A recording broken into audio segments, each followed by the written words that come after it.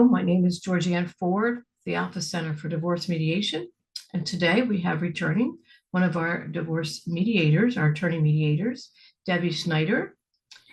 Welcome back, Debbie. Thank you, Georgianne. It's good to be with you. Yep. And Debbie, you're here to talk to us about what happens if we have an estate plan in place or a will in place before or during the divorce, right? Right. So there's a number of issues surrounding the whole issue of an estate plan or a will. And one of the things we always ask our clients at the Alpha Center is, do you have an estate plan? Do you have one in place when they begin their divorce? And many do not. So many have not already taken that step. So we emphasize that they need to do that. At the same time, we have a whole lot of clients who say to us, well, I have an estate plan and I've left everything to my spouse with the expectation that, they will take care of the children, right? Minor children, or, not even minor children, those that are already emancipated. And the message that is most important for these people is that Pennsylvania is what is known as an automatic revocation state. And that means that by operation of law, upon the entry of a final decree in divorce, those beneficiary designations in a will document are automatically revoked. So that will, if you've left everything to your spouse, that will at the point of a divorce is basically meaningless. So those people, everybody, the people that already have wills need to redraft them. And the people that don't have estate plans need to understand that going forward, they won't be able to leave everything to their spouse, right? Now, they could leave funds to their spouse, but they can't leave them as a spouse. In other words, you could give money to your ex-husband or ex-wife in a will, but they can't be designated as your spouse. All right, so that's an important distinction. And there is a lot to this subject. I mean, I'm just hitting on the real high points.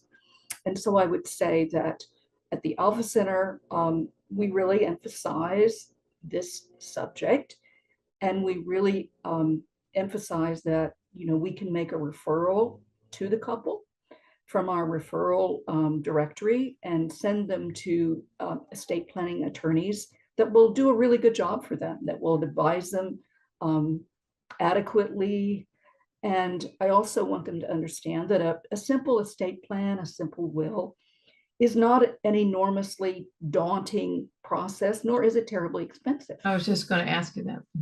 Right. I mean, obviously, if you have a complicated estate, all right, if you have lots and lots of things and all this sort of stuff, and you have people that you want to give things to, obviously, it could be a more complicated process.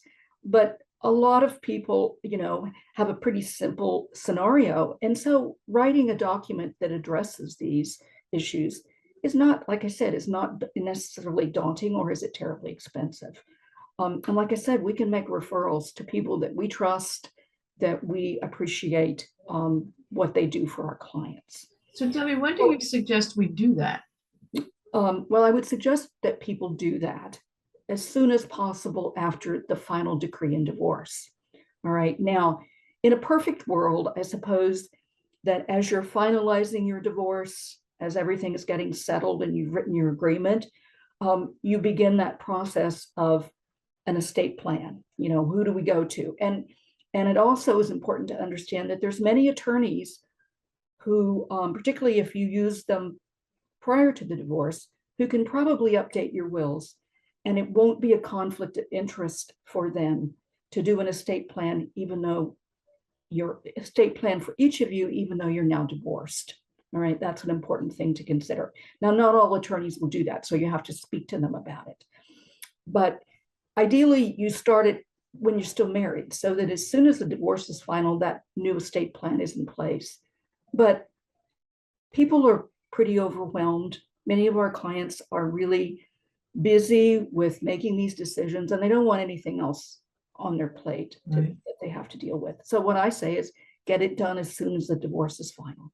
When you get your decree, set up a meeting with an attorney that you want to use to put this in place. And at our final mediation with our clients, we give our clients a checklist. We have an exhaustive checklist, and I fill it out to some extent with my clients, and then I give it to them and I say, I really want you to utilize this to remind you what else needs to be done, because there's a lot of stuff that needs to take place after you sign your decree. And one of those big ones is the estate plan. So we remind people to take care of that.